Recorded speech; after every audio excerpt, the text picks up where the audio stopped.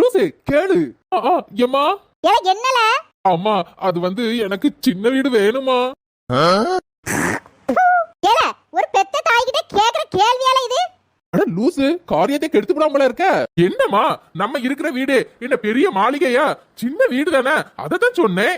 என்னல உன் பொண்டாட்டி பட்டன் போட்டு விட்டாளா உனக்கு? இல்லம்மா இப்படி எல்லாம் பேசுங்கன்னு சொல்லி அனுப்பி விட்டாமா.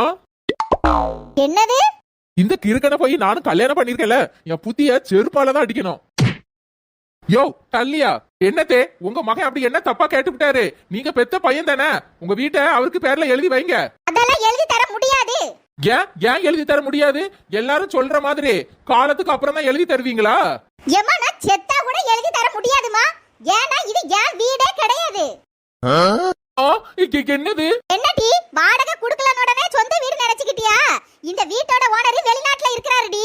நானே 10 லட்சம் ரூபாய் கொடுத்து லீஸுக்கு இருக்கேன். வந்துட்டா சொந்தம் கொண்டாட. அட விளங்காத கிழவி, இது உன் வீடுல நினைச்சு நான் உன்னை விழுந்து விழுந்து கவனிச்சேன்.